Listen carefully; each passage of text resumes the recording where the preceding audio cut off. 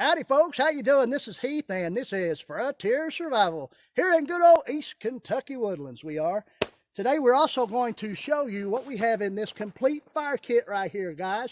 My complete fire kit, we'll do a load out of that. We'll also have some great announcements. We're going to talk to you a little bit about some things going on this month and especially a Halloween special that we're thinking about doing. So stay tuned for that. Stay tuned for the loadout and stay tuned for great fun from Frontier Survival.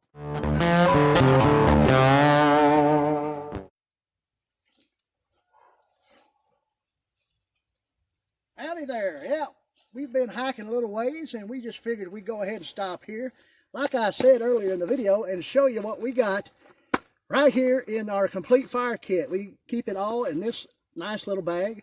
We've made a makeshift lanyard for it, just some camouflage rope for now until we can find some webbing of some sort. But we're going to get down and dirty and show you what's in this, talk to you about all the components, this, that, and the other. So we'll be right back for that. All right, first things first, we have this nice Acu Camo Pack that we got from an Army surplus place. Nice little bag, haversack type deal. And so much for the bag. We're going to show you what's in the contents. Complete fire kit right here, guys, from Frontier Survival. So we'll show you right now. We'll open this baby up. First things first, we have right here this orange pouch. Good visibility right there with that orange. And that's all of our ignition sources. And we'll show that just a minute here. But if you also want to look at some other things that we have right here in these Ziploc bags, that is some black and white fire starter material there. We showed that off in a video about the black and white fire starter. So, of course, that's in the fire kit bag, right? There you go.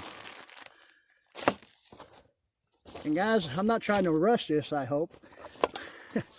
But also in this right here, this little tin that we had, it's a little beard balm tin is what it is, but it's got a threaded lid, and inside that is Insta-Fire fire starter.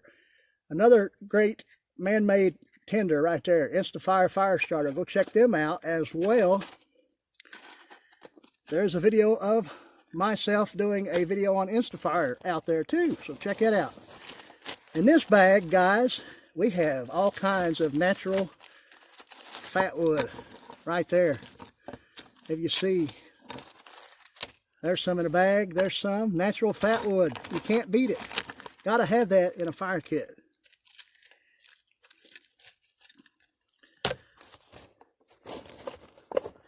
And right here we have, which we've also done a video on. We got a lot of videos out there where we've tested and reviewed some fire starters, but right there, Bigfoot Bushcraft. I actually won this from my good buddy Skeleton Bushcraft and Survival. So check that channel out. I also run that black and white fire starter from Tom Ritter. Everybody knows that. But you look inside here, and there's just some good fire plugs, guys. And also in here is this nice little pouch with some goodies in it. One from Kincaid Outdoors, Colin Kincaid. I won that nice striker from him. Check that out, guys. But also in this pouch, he gave me some chert. It's right here. There you go. Chert, striker, flint, steel. I also found this other big chunk of flint. Look at that stuff. It's some kind of flint or hard rock chert, because it does get sparks. It does. And also in this is an Altoids tin with plenty of char cloth, guys. If you got a flint and steel kit, you got to have char cloth. So there are some of the ways of starting fire, and natural tinders and man-made tinders. But we also talked about this pouch right here. So inside this pouch are all my sources of ignition except for the flint and steel kit, but some more modern stuff. So over here on this side we have a small kind of candle lighter deal, but it's still a good lighter to have in the woods to get your fire going. I would say maybe even better than a Bic lighter, as long as the mechanisms keep working. Also, we have this little cool orange ferro rod that pull apart. There's your rod, there's your striker.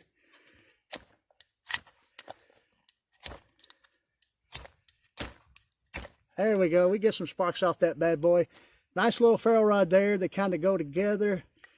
You put them back, makes a nice little package there. Also, of course, we have this little magnesium bar with a ferro rod on it as well. Magnesium ferro rod. It lost its little chain there. We'll have to fix that back. And then we have this ferro rod, a little small ferro rod here. It also has a built-in whistle.